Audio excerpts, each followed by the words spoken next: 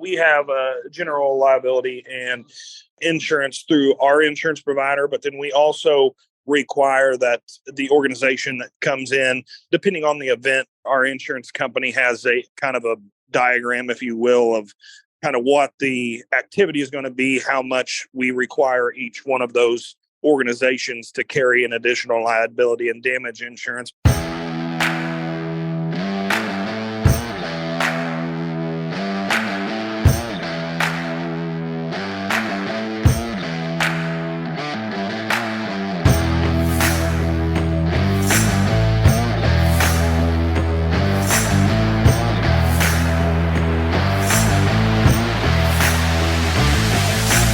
Bring them in on the rail at a jog, please. On the rail at a jog.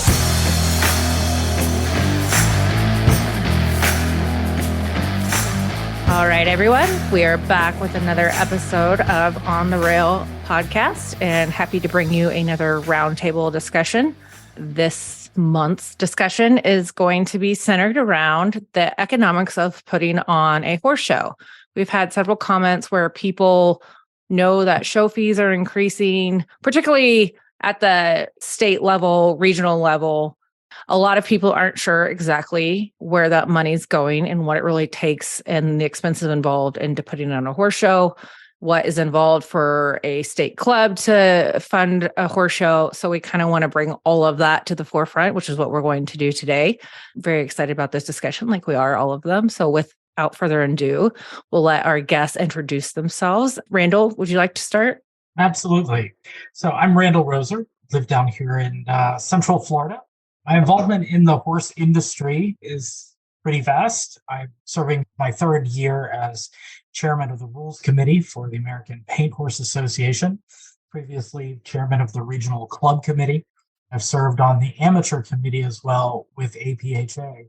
I grew up showing in the quarter horse world, showing halter horses in the state of Florida as well as the youth world, and then kind of branched off into the color horse world, showing buckskins, palominos, paints, and pintos. Currently, on a daily basis, I'm a holistic health practitioner working on both humans and horses, dogs, cats, show cattle, and pigs as well. And then I also announce and manage horse shows specifically for the Florida Color Horse Club here in Florida. Thank you, Randall. Brice, do you want to introduce yourself for us? Yeah, Brice Howell. My title, I guess, is marketing director here it's now called Cowpokes Arena at CBRC in Cloverdale, Indiana. My background kind of grew up doing the AQHA stuff as well. Went to college at Blackhawk and then worked for a couple horse trainers and then kind of decided horse training life wasn't for me and did some other things and then been full-time here at CBRC for about 4 years now. So we're excited to have two different perspectives. One from more of the club show manager level, and then one from more of a facility level. So with all of our further questions, we want to both to give insights and your perspectives and input on our further questions. So go with that. But the first question we have is, can you give us insight into how associations, facilities, and show managers all work together to host the shows, and perhaps a rundown of what exhibitors may not be seeing from the show pen, which I know is probably a large topic in itself. Whoever wants to start. So I can definitely speak on the office prep, the association involvement as a show manager. Typically, we kind of calendar out our year. Really down here in Florida, surprisingly, based on the vast number of facilities we have, we really have to start booking our facilities a year to 2 years in advance. In Florida, we're year-round showing. There's not 1 month that there is not horse shows held here in Florida. And I would doubt that there's actually 1 week that there's not a horse show being held here in Florida. So with that said, with the vast number of facilities we have, our prep for horse shows starts at least 2 years in advance with booking and finding weekends that are available at those facilities. The group that I work with, we have kind of made one facility our official facility, and it's kind of worked that way. Everybody knows that our shows are going to be at that facility. They know what to expect. The other thing that we like about this is that the cost pretty much remains the same. staying at one facility. We are contracted into a specific cost for the facility, for the shavings, and for the staff. So that's an easy way to kind of eliminate some of the problems with budgeting a horse show. And it also helps with our exhibitors' fees. With all that being said, we typically book our facilities first, and then I start doing the show applications. So with the Florida Color Horse Club, we host an APHA approved and Appaloosa Horse Club approved horse show simultaneously, as well as some open all breed classes. So getting show approvals out for each of those associations, which I will tell you is two totally different processes between paint and Appaloosa. Paint is really done online. Appaloosa is paper and pen type applications. It's quite a different process. And then we start developing our show bill. One of the great things, like I said, with our group, keeping the facility the same, we also try to keep the show bill the same. That way the exhibitors know exactly what to expect, and we don't have to worry about changing up the show bill too much. But there is a lot of free work for any show manager or any group prior to actually putting on the horse show. So when it comes to costs, specifically just even filing paperwork with the individual associations, is there a vast difference in the amount the associations charge to get show approval, or are they all roundabout in the same ballpark? And kind of what does that fee structure maybe look like? So it is around in the same ballpark. We are in, a unique situation where the Florida Color Horse Club is not an American Paint Horse or Appaloosa Club affiliate. We are essentially a group of people who contacted me and said, hey, we want to put on horse shows that are affordable and are more of a beginner level atmosphere. So our structure is only 2-judge, 2-day horse shows. That's the only structure that we have at the moment. And it is fairly inexpensive. I think APHA is $25 per judge. Appaloosa, I think, is $50, since we're not an affiliate. So the application fee is really kind of one of the minimal expenses that you're going to encounter when you put on a horse show. Okay. And for you, Brice, how far out do you guys typically book contracts for shows? And what's your process of the initial get started process for CBARC? So our calendar, we're booked 46 weeks out of the year, roughly. So pretty much if we don't have many dates that come open, but say somebody calls and, hey, we lock in this date, here's the pricing. And the pricing for us kind of goes with how many days, what type of event.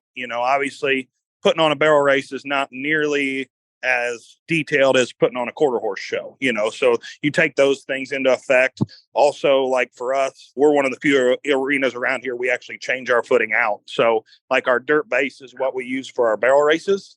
And then like the quarter horse shows, we will laser level it, roll it, pack it, get it almost like concrete, and then put the stand in on top of it. So you want sand, do we need to have extra stalls, things of that nature. That all goes into the pricing. So basically, if you called and said, hey, I got this date open, I want to book a horse show, we go back and forth on the pricing and things of that nature. And then event happens and it works for the association, works for us. We basically, at the end of that show, we'll sign the contract for the next year. That kind of brings up a question to me, is putting such a big deal in the stock breed show world, but I assume there's a good level of expense for you guys as a facility to be able to manage footing to that degree. All right, Randall, while we have you here and we're waiting for him to come back, what are some of the primary expenses involved in putting on a horse show, and which expenses tend to be the most challenging to manage? So your primary expenses in a horse show are definitely going to be your facility, your judges, and your staff. Those are going to be your biggest expenses for the horse show. I think probably the most challenging to manage is the actual staff and how much staff that you need. Are those ring stewards and scribes that you normally contract with, are they available, or are you having to go to another person? I would say staff is probably second most cost to a horse show, with the facility being the first. staffing for show secretary is going to run you about $500 or $600 a day.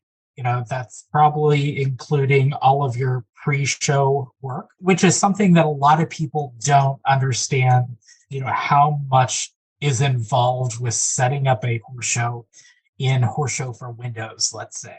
Each of those classes has to be added. Each of those classes has to be coded per the association codes. So especially like with Florida Color Horse Club, with us doing 2 breeds, we have a class code list for APHA, and we have a class code list for the Appaloosa Horse Club. So there's a lot of pre-work, even on the side of the show secretary, getting all that done prior to the show, or even to be ready to accept pre-entries. So that's why I say show staff is our second biggest cost.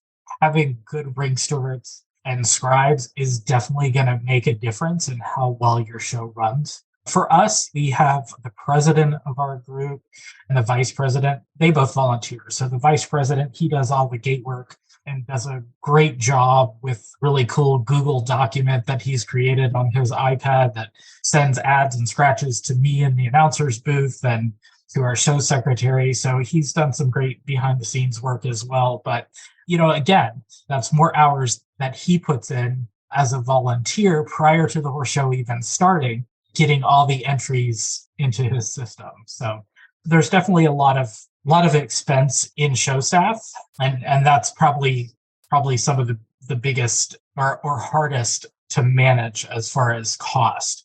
But when you have good show staff, it's definitely worth the price. Brice, I knew we lost you and I kind of touched on this, but when it comes to managing the expenses for your facility, what are some of the largest expenses that are the most challenging to manage? And also what I touched on right before we lost you was if you guys are able to change out footing for the event, I assume that's probably an expensive activity to do for you guys. So how do you manage your costs on the facility side before you even quote bids to horse shows? Well, so I will say to his point, staffing is one of our payroll is our biggest expense by a mile. And everybody knows no one wants to work these days. So getting staffing just to be able to do these things is definitely our biggest. But yeah, changing the footing, that has to go into it because if say I've got a barrel race in here, moves out Sunday. And a lot of times, like this weekend, we had a big horse fair, if you will. I've got a 350 horse rein-in that moves in Tuesday. We've got to get 380 stalls set back up and ready to go by midday tomorrow that are torn down now.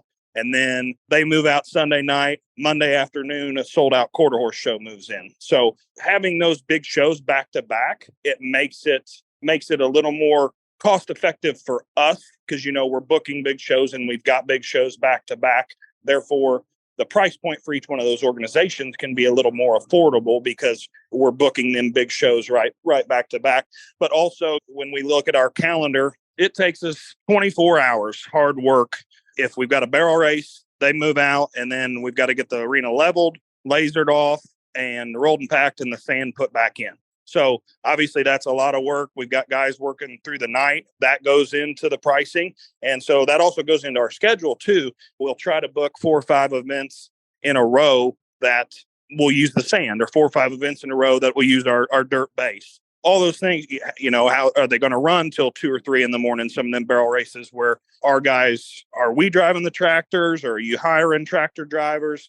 All those different things. I mean, I always say anybody that's going to complain at a horse show should try to put one on because as Randall knows, and you guys know that have been involved in this, no one in the outside really knows all the back end stuff until they put one on. But our deal right now is everything in this world. From the time I started till now, our fixed expenses are up between 25 and 30%. So it's just it becoming, a lot of people, it's really good for us, our organizations that we've had to pass some of those pricing changes along to, they expect it. Everything's going up. We've done a lot of improvements here at our facility here in the last couple of years. Under our stalls and our aisleways used to be all packed ag line. Now it's all rubber matted. So all the stalls are on rubber mats. All the aisles are on rubber mats. Cut down on the dust tremendously. We completely redid our footing, our sand footing for our quarter horse shows. And that's all stuff that, if we want to continue to book book higher end shows that we have to do. But like I said, our fixed expenses just keep going up. And that's where we're having to pass some of those expenses and up our fees. So along that line, how do you determine your rental fee for your facility, and what factors do you have to consider when you set the price maybe that you quote to a club or a show manager or whoever's reaching out to you? I guess the number one factor on how much a stall is probably, how long the show is. Because, a barrel race that's here for 3 days versus a quarter horse show that's going to be here for a week or a week and a half, the stalling's obviously going to be more expensive for the longer that they're here. So we can do it one of two ways. We charge X amount of stall, then the organization obviously puts some money on top of that, and that's how they make their money. And then we're guaranteed X amount of dollars for camping, X amount of dollars for a bale of shavings, and then we would charge like a rental day fee for the arena. Or we do it where someone comes in and says, hey, I just want to rent the facility. I want all the money for the stalls, all the money for the shavings, all the money for the camping. Well, then we just come up basically with a flat fee. Okay, say $40,000. The arena's yours for the weekend. Do whatever you want with it. So it's just kind of how the promoter or the organization, whatever the way they want to structure it. And that's how we kind of go about that. So remind me, do you guys have the room to do extra stalls if needed, or how many stalls do you guys have at your facility?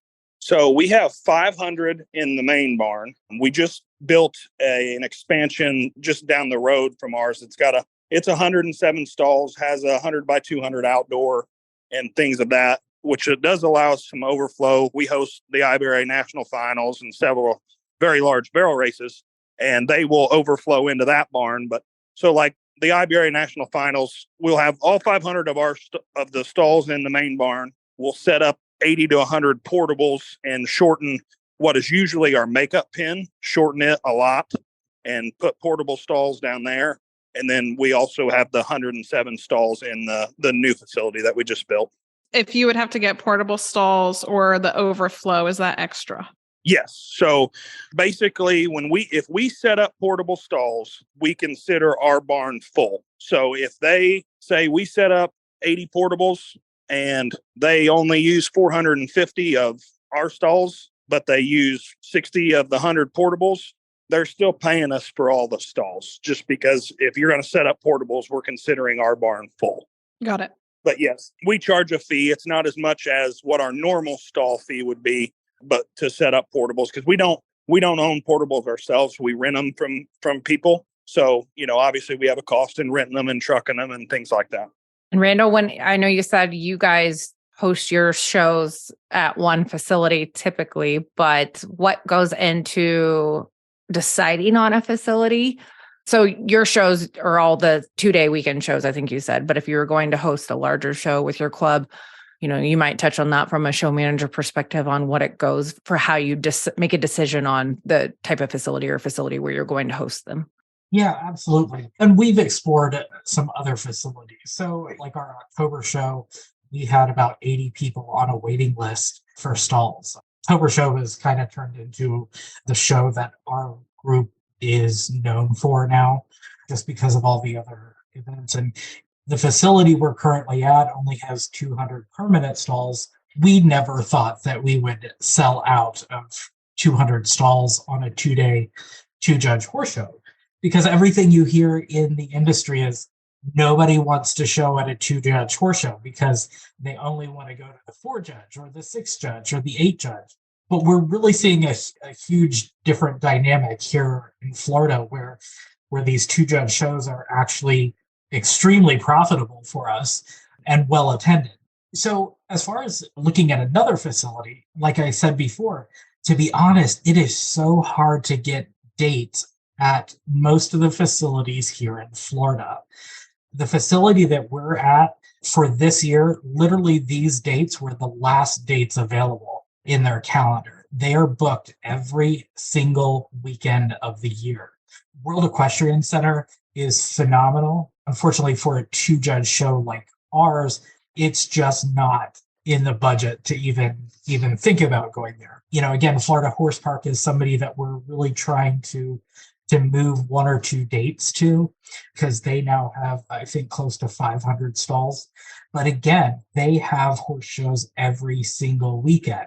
So it's really, for us, facilities is you grab a facility that can kind of meet your needs here in Florida, and you book as many dates as you can for your horse show. But we are on the waiting list for a couple others. But, that's kind of really the biggest factor is available dates. And it sounds crazy, but because Florida does have, let's say in the Ocala area, there's 4 facilities that can host in excess of 200 horse shows, but they're all booked every single weekend.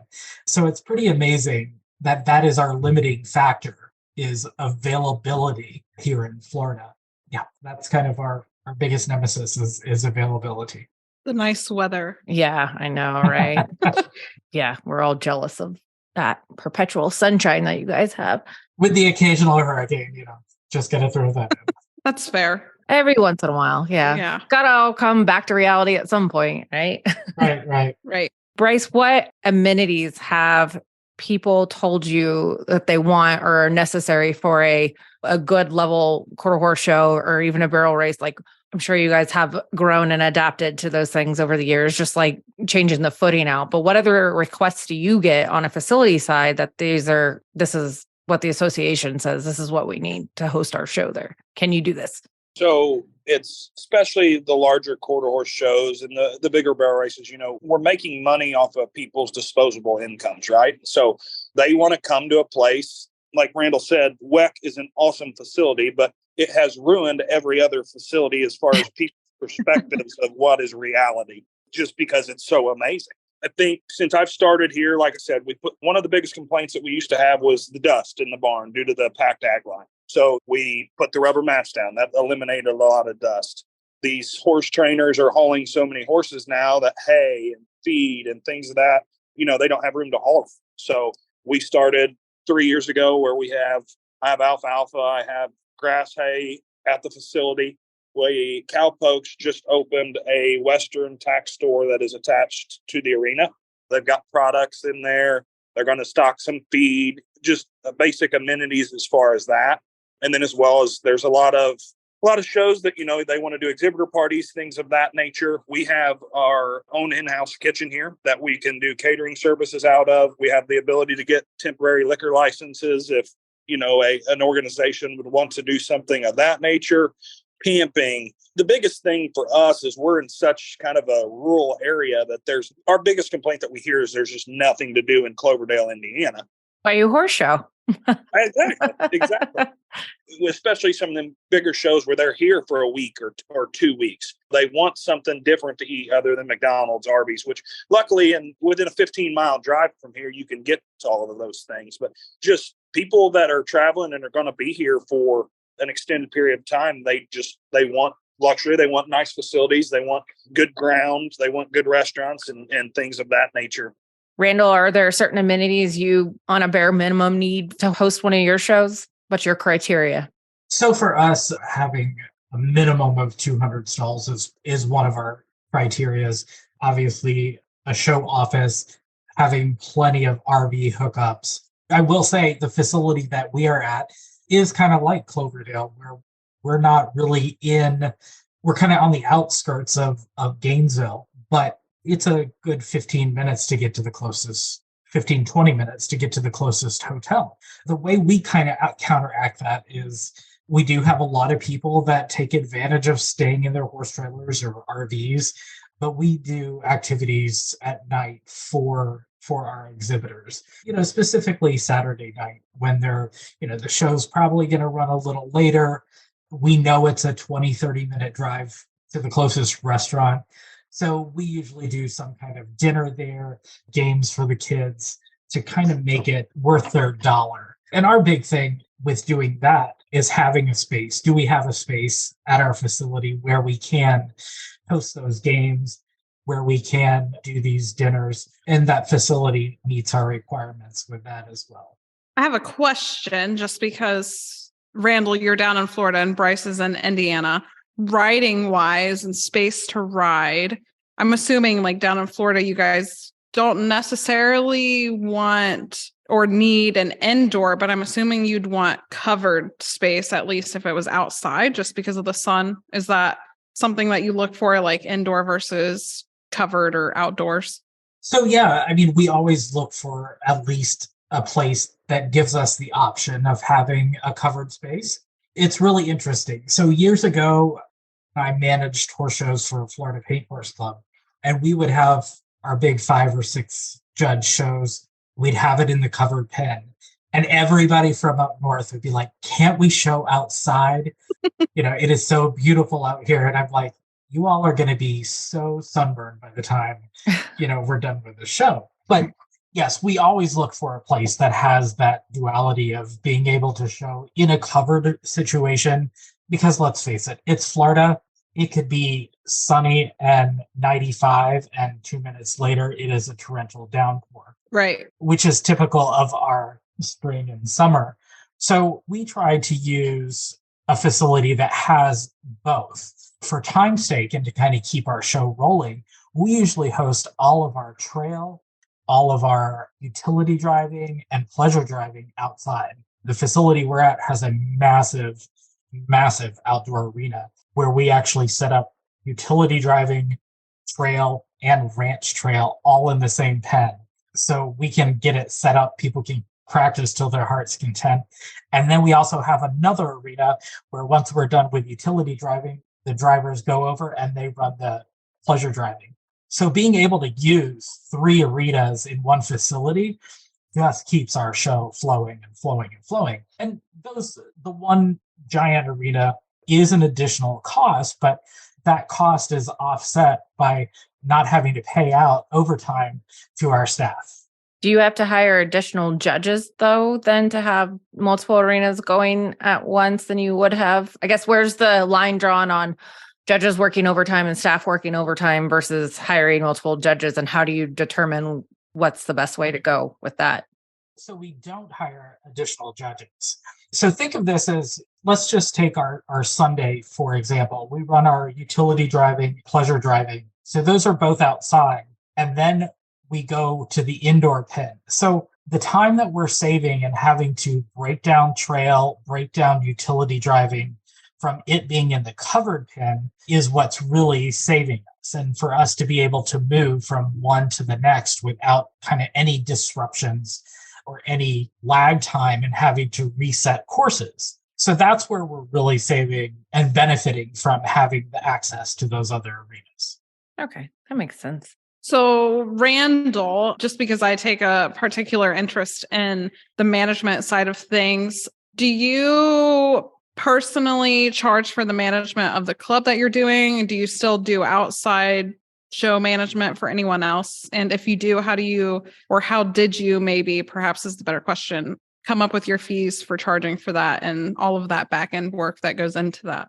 So in my prior life, doing horse show management years ago, that was kind of a situation where I was actually on the board of the Dixie Paint Horse Club, it was back then.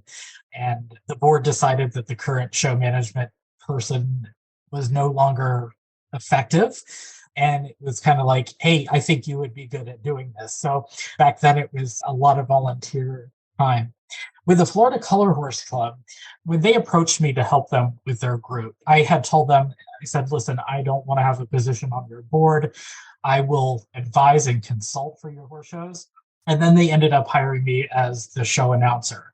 So as part of the announcing fee, we've kind of worked it out to where I will do most of the management as well for APHA side of it. We do have another person that takes on the role of show manager for the Appaloosa side. With that being said, I think the show management fees, need to be a reasonable fee for the amount of hours that you're putting in. I don't think there's any show manager that's going to charge you by the hour for stuff that you do prior to the horse show. It's just like the show secretaries. Show secretaries usually get paid either a flat fee or a per day fee. And that per day fee includes all the work prior to the horse show. So I would say that's the same thing with the show manager. How much responsibility are you taking on? Are you the one getting the shows approved? Are you the one hiring the judges, picking the judges up, contracting the hotels, hiring and contracting with all the staff? Are you the one that's loading all the patterns into Equiscribe? So your fee needs to be based on how much work you do. And for most show managers, forget about the work that you do prior to the horse show. Usually you'll just charge them for that 3 days or however many days that you're there. Good to note. Brice, how do you handle the liability and insurance side for your facility? So we have general liability and insurance through our insurance provider, but then we also require that the organization that comes in, depending on the event, our insurance company has a kind of a diagram, if you will, of kind of what the activity is going to be, how much we require each one of those organizations to carry an additional liability and damage insurance. But then also, luckily the Equine Liability Act does protect us quite a bit as far as equine related. But last year we got sued for a dog bite, and we've had kids wreck on a scooter, and somehow that's our fault. So now we can't have scooters or bikes in the arena. But basically, we have a general policy through our insurance provider, and then each organization that comes in, they are required to carry their own as well. What is interesting about all of those, whatever, hoverboards and all of those things, like you almost always get ran into. They come whipping around corners and whatever. So it's interesting that people would try to sue over that, their own doing. Yeah. And everybody gets mad at me because I've got to go around and be like, hey, you can't ride that in here. You're the bad guy. And I'm like, listen, there's like yesterday, we had that event. So I got here at 5 a.m, didn't leave till like 1. I walked 28 miles in this place. You don't think I'd like to have a scooter? Like, it's ridiculous how kind of sue happy people are these days. Yeah. Yeah. So I would be curious before we move off the discussion of just expenses alone, maybe off the top of both of your heads quick, it's like just maybe blurt out exactly what expenses all go into hosting a show. Randall, yours from a manager perspective and Brice, yours from a facility. But so if somebody was like, why does it cost so much to put on a horse show? It's like everything. Just can you kind of word vomit those for us real quick? Randall, you go first. Sure, I love word vomit. So yeah, your judges for a 2-judge 2-day horse show. So we try to get one judge that's either within driving distance or within the state of Florida, and then we fly one in.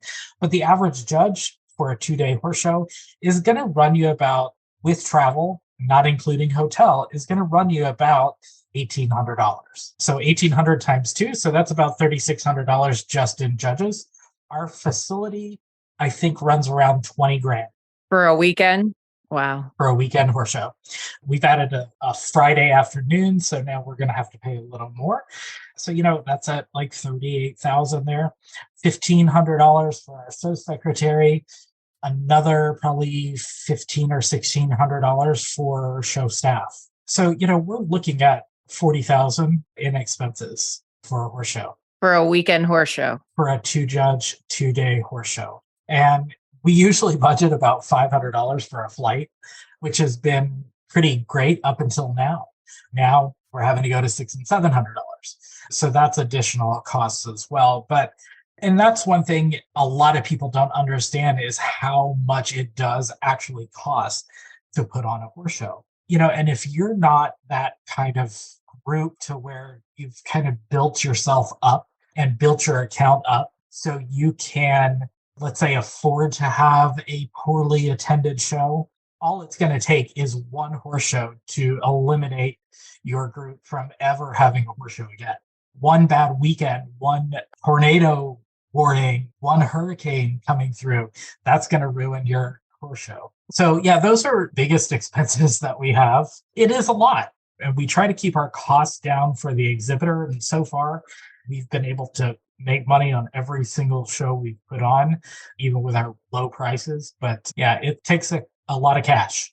So before we get into the fees you charge, but Brice, what's your word vomit version of your expenses? So from a facility perspective, what expenses do you guys have all off the top of your head to put on a horse show?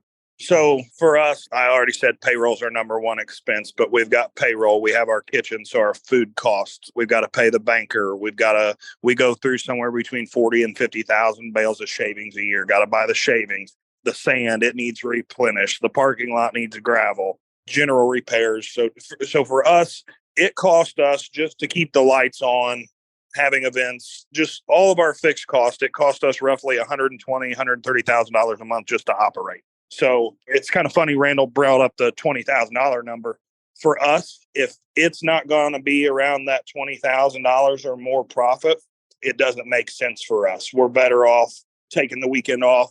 With us being booked 46 weeks, general maintenance, fixing stalls, fixing things. We don't get a lot of time to do that stuff on a mass basis. So, and that's a lot of the reason we built the new barn that we built. There's organizations that would love to come and have a show here, but financially for us and for them, it doesn't make sense to rent the main barn. Well, now we have an option for some of those clubs that will have outdoor shows and things of that nature, that they've got a 107 stall barn that we can host shows at. But yeah, it's a lot of people they walk in and just, why is it so expensive? Well, just so we can operate. Fixed cost, yeah, like 120, 130,000 a month. Wow. I don't think most people realize how fast the expenses add up from both sides.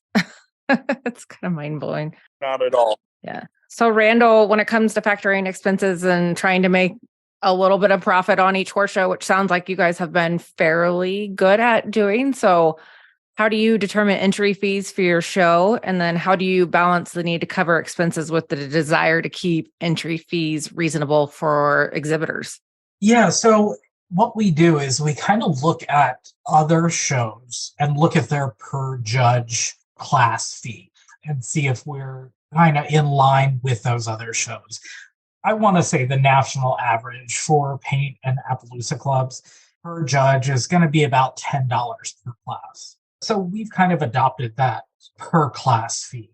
What we do with our weekend fee for classes, looked at the exhibitor numbers from the first couple shows that we did, saw what the average class participation was, or how many classes each individual participated in on average, and kind of took that and said, okay, so let's give them a little bit of a break. So with our group, it's $140 for your classes. That includes your APHA classes and any of the open all breed classes that you want to show in.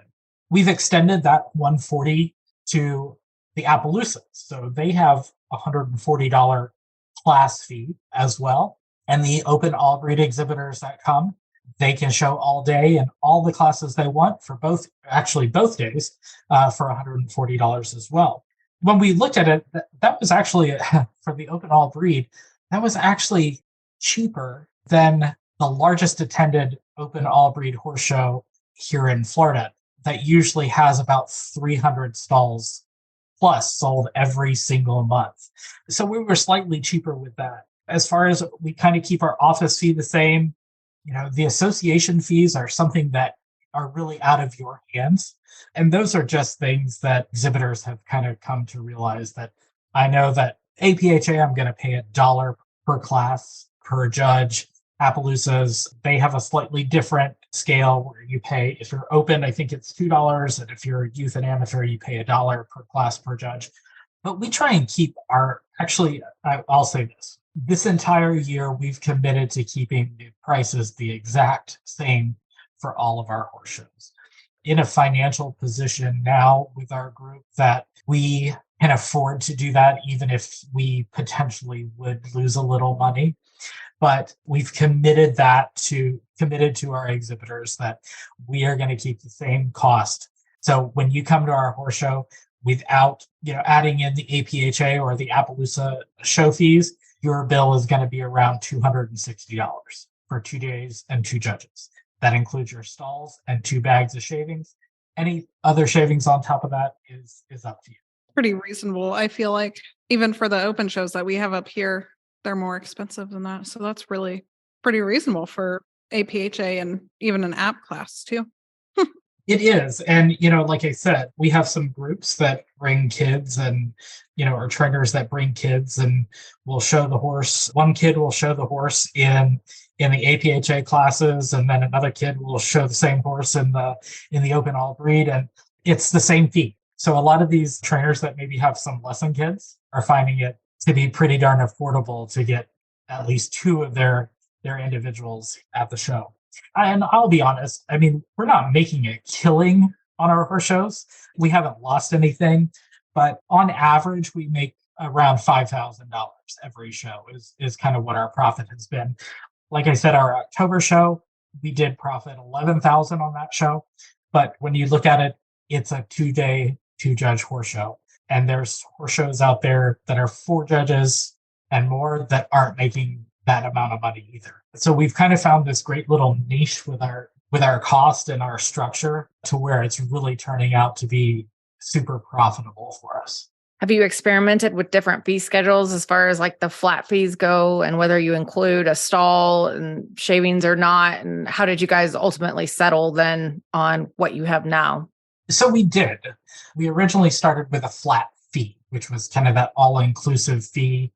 And what we found was some people weren't really meeting the number of classes kind of needed to fulfill that flat fee. So it was taking some time in the show office for the show secretary to go when they were checking out, say, okay, does she have 10 classes? Yep, she's got 10. Oh, no, she doesn't have 10 classes. So the flat fee is really not going to benefit her. So we're going to take this off and give her the cheaper price. With us, we're always, looking out for the exhibitor. So in doing it this way, it just kind of made it easier for our show secretary to manage the software and the qualifications and whatnot for that. And it's been great. I mean, we did, at one point with the facility that we show at, every stall that you rented came with 2 bags of shavings. And then it turned into, okay, we require you to have a minimum of 2 bags per stall, but you're now going to have to pay for it. So one of our horse shows, we did end up having to eat the cost of those 2 bags of shavings because we had previously advertised it as, hey, every stall comes with 2 bags of shavings. But again, we still have not lost money on a horse show. So while we're on this train of thought, Brice, maybe if you want to go first, how are you guys measuring the success of your horse shows in the financial terms? And do you have any like metrics that you use to track revenue and expenses when it, like maybe in your instance, on whether or not the show would be worth having again next year, or if they have multiple shows a year? So for us, it's pretty easy. Like we've kind of got it down to a science. If they're doing it paying by the stall and things like that, if they don't have over that 150 to 200 stall range, it's not going to be a profitable deal for us. Just by the time we do our labor, have a tractor driver, have our kitchen open.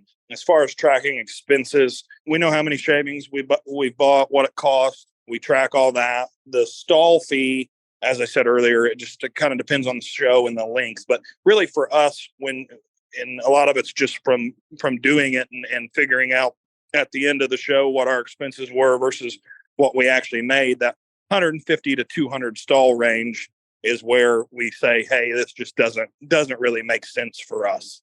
Got it. And then Randall, do you guys do anything special to like maybe while you're at the show, seeing how well it's going? Do you try to increase participation in some classes? What sort of thing do you guys do to help track and try to create a little bit of revenue for you guys in the club? So with us, with most of the individuals being on that all-day fee, it really doesn't matter if we encourage participation in those classes because they're already paying that all-day fee. So if they've showed in like 5 classes, anything else is pretty much free for them. But we do entice people to go in classes. We do a lot of random prize drawings. We will announce, hey, this class is a random prize drawing class. We usually have gift bags, and the president of the group will radio up and say, okay, exhibitor 165. So we call them out. So those are kind of some things that we do to increase participation. Like I said, again, I think the biggest attraction right now for our horse show is one, the cost, but also it's the stuff that we do that gets the whole family involved. shift. We do a lot of rolling barn parties. This coming April, this show will be our first show that we have not done a barn party where barns host different type of foods and everybody kind of goes around and does that. This is our kind of exhibitor appreciation dinner where we're actually providing dinner for everybody. But when we looked at it and when I started consulting with this group, I just sat everybody down and I said, listen, the majority of the people that are coming to our shows, especially those that are youth exhibitors, that's not the only child in the family. So how do we make it so that this is an entire family event? Gosh, we know those horse show dads do nothing but carry the groom bag around, Pay the bills. Pay the bills, drink the beer, that kind of stuff. So how do we get those horse show dads involved as well? And I tell you, like, we did a chili cook-off and those dads got competitive as hell. I mean, how much did that one bring in? How much did this one bring in? But that gave those dads something to do at the horse show other than and just do that. And I think kind of bringing the horse show back to that family atmosphere and family involvement is what's setting us apart with our shows and why we've had the success that we've had.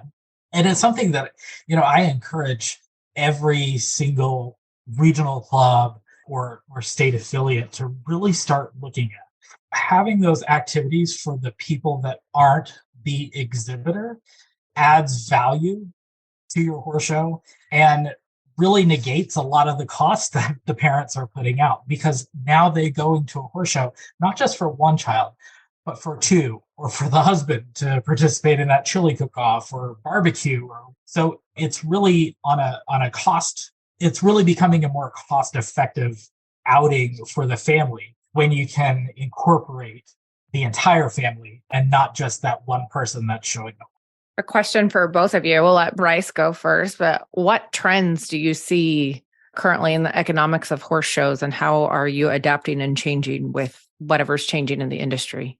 So, like, for us right now, we're seeing obviously the economy, the price of fuel, things of that nature. We are starting to see it take a toll on our numbers somewhat. Not necessarily the quarter horse shows and things of that nature, but some of our barrel races or maybe smaller events. We had an event here this weekend, a really large horse fair, and attendance yesterday was great. Had a rodeo last night, standing room only. But a lot of our vendors said, hey, we did good. There was a lot of people, but they just weren't buying. And we're kind of seeing that in the shows as well. People are kind of starting to watch their pocketbooks a little bit. So some of our events, hey, you lock into a 3-year contract. We guarantee we won't raise any rates. Or can we get by with just a Saturday and Sunday instead of doing a Friday, Saturday, Sunday event? Just things to help them watch costs. But then also the trend on the quarter horse and the paint side is kind of what we talked about there earlier. The amenities. People want things to do while they're here. They want parties. They want to have fun. So just kind of trying to keep that. We did at our horse show in January, we did a trainer challenge to benefit a couple people in the industry that had gotten hurt. And that was fun. The biggest thing, especially in the AQHA and the paint side of things, and Randall's kind of touched on it, you got to find a way to make it a fun atmosphere. So just different things like that to try to be diverse and have different options for people. Randall, do you have anything to add on the trend side, on anything you see changing one way or the other?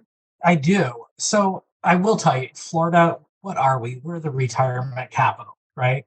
So a lot of our exhibitors are retired. And what we've heard and why we started this group is we had a lot of people that used to show every single APHA show there was here in the South. But because the show started getting 4 judges, 6 judges, 8 judges, 4 days, 3 to 4 days, a lot of them came to us and said, we simply can't afford to show like this anymore, being retired. And they said, we want to show APHA, but we don't have a place to show. So that's kind of where we stepped in and said, okay, we're going to meet that need. So, and I think with the economy continuing to kind of go like it is, and the gas prices and feed and hay down here in Florida, it's a minimum of $18 to $20. $18 is cheap. $20 a bale is about average. we're paying about $33 for a 50-pound bag of feed. So you can imagine the daily cost that a lot of our exhibitors incur, much less the cost that it takes to go to the horse show. So the trend that we're seeing is that people will come to the two-judge horse shows. And I'll tell you, Florida Paint Horse Club will have a two-judge horse show sometimes the weekend right after ours. So there's back-to-back two-judge horse shows. Yes, there is some crossover and people will go to both. But it's interesting, those same people will not go to a four-judge 3-day horse show. So I think kind of spreading that dollar out over a couple weekends as opposed to just one is kind of the trend that we're seeing down here. I think that was kind of one of our next questions is, do you ever foresee the weekend shows coming back and being more favorable than the large, long circuit shows? I think there's been a lot of, I don't want to say negative chatter against the larger shows, but just people like you've expressed, Randall, saying it's so much time to take off from work if you're still working and the expenses. And for a while, that was the whole way our industry was shifting. And now I wonder if it's going to self-correct back kind of the other way. So you, of course, are obviously seeing this. Do you have any further comments on that? And then Brice, I wonder from a facility manager perspective, are you seeing that same kind of shift or not? Yeah, I'll touch on this. There are some states, specifically on the APHA side, that do not offer any 2-day, 2-judge horse shows in the entire year. All of their horse shows are 4-judge horse shows. 4-judge, 3-day, or 4-day, or 6-judge, or 8-judge. So we're also having the issue new exhibitors and youth as well. And for those states, what I would just kind of say, step back and look at it from a new exhibitor standpoint. If I wanted to go and show, and I lived in your state, only show, my very first introductory show would have to be a 4-judge, 3-day show, just for me to test out to see if I wanted to show with the American Paint Horse Association. And I think we need to really kind of take a step back and really look at, hey, are we really trying to grow and attract new exhibitors? And if we are, we can't do that with a 4-judge horse show every single month. We have to have some kind of introductory level 2-judge, smaller kind of format horse show for these people to get a taste of what it's like to show at a breed show. I see it here in Florida with the quarters as well. I mean, they're struggling, with some of their horse shows. The Apps just had a huge 8-judge horse show over like 5 days, here in Florida. But again, the dynamics is really interesting when you look at who's attending those horse shows versus who's attending the 2-judge shows like ours. And we are designed to attract the beginner, the youth kid that's never showed at a breed show. That's how our shows have been set up, and that's how we've designed it. And those are the people that we really want to cater to. Do we love having the trainers book 15 stalls at our horse shows? Absolutely. And we welcome those as well. But the format that we choose is to kind of keep that weekend show going. Brice, from your perspective, do you see any shift on weekend versus the long circuit shows? Or So I'll talk about it, I guess, from both perspectives, from the facility side and then also from my personal side being involved in the industry. So from a facility side, we're seeing the shift for sure to the larger circuits. I mean, our quarter horse shows, our big barrel races, they're all adding days. Our big rein-ins, they're adding days. They're not wanting to have weekend horse shows. So from a facility side, we're definitely seeing the shift to the longer, larger circuits. From just me being in the industry side, I think we've done it to ourselves a little bit with the price point of these horses. And I'm not in any way saying, it's not what it should be because, hey, if somebody's going to spend it, take the money. And that's kind of what I think Randall's touching on, and I commend him. And we host the National Open Horse Show Association World Finals here, which is a deal that NSBA puts on. We've got to find a way to attract younger people and new people because we don't have that. I mean, I know growing up, we had several just weekend double judge quarter horse shows in Indiana. Now I think there's 2 in the whole year. So when we have different horse shows going on here, people will say, well, I can't go show at an AQHA show. My horse isn't good enough, or I'm not good enough. We've got to find ways and organizations like No Show like what Randall's doing down in Florida to get some of these people involved and know that they can come horse show and not going to cost an arm and a leg. I would think our bigger horse shows here, like the youth show that we're having in a couple weeks, and the Shamrock Shuffle we just had, to go someone that wants to come here and compete in the all around and compete at a high level. I mean, you're $100,000-$200,000 horse. I mean, it's just what it is now. And only so many people can afford to write those checks, which that's great. There's a place for that in this industry. But where I think we really went wrong is we've lost track of getting new blood in and getting people at an introductory level to come in and be able to afford and think they can compete. And quite frankly, in a lot of places, I think just feel welcome to a horse show. Yeah, that's something we harp on this podcast quite a bit, is just making people feel welcome at shows and thanking them for coming. I think Brice touched on some really good things, and it is pretty amazing. And I 100% agree that I think we've done this to ourselves in the pursuit of, I was running for honor roll and top 20 at one point. I was that person that was on the road hitting every single show that I could to get that belt buckle at the end of the year. I think another thing that we need to look at too is, I think a lot of these, let's say for Indiana, you have a shorter show season than here in Florida. Pennsylvania, I was talking to Lynn Fick, they have a much shorter show season where their show season doesn't start till April. So they're trying to get more bang for their buck by hosting those 4 to 6 judge shows, as many as they can in a certain time period. So I think there's also that regional issue and location issue that'll factor into that as well. And I think that's probably what a lot of people in the South saw. Oh, they're packing in these 4 and 6 judge horse shows. All right, now we need to start doing that. Or look at how many people were there. But in reality, they're experiencing a shorter show season, whereas Florida, we show 12 months out of the year, so we can kind of spread it out. But like he said, and I said it before, I think every club, affiliate, show manager really needs to look at, do I have something available for the new exhibitor or for the beginner? And if you don't have that in your group of shows, I think it's time that you really started analyzing that and looking at that. Definitely so. So as we begin to wrap up here with you guys, do you have any parting words of advice or takeaways for everybody? Anything kind of last things you may want to say about the expenses or economics of putting on horse shows, running a facility, anything that you just think the general public should, have good awareness of, or something that maybe somebody hasn't thought of? Or I would just say, don't think that show managers are becoming millionaires over these horse shows. There's a lot of stuff that show managers or organizers do that's partly volunteer as well. And I know for a lot of regional clubs, show managers are a volunteer position. So the price that you're paying at the horse show is not necessarily going into that show manager's pocket. It's really the cost of running a horse show, hiring judges, getting the show staff, and booking that facility.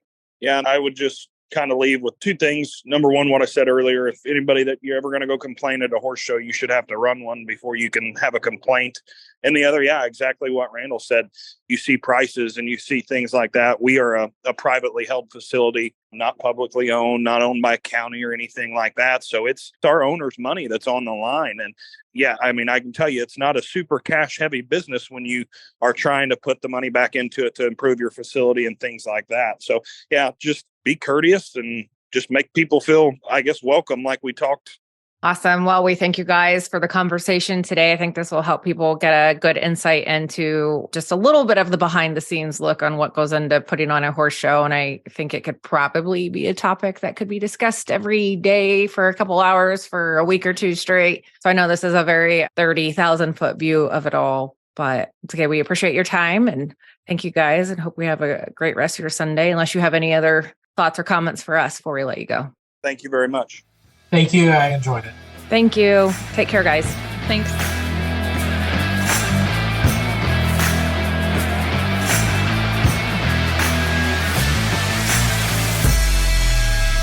All right, that'll be your class. Bring them in and line them up.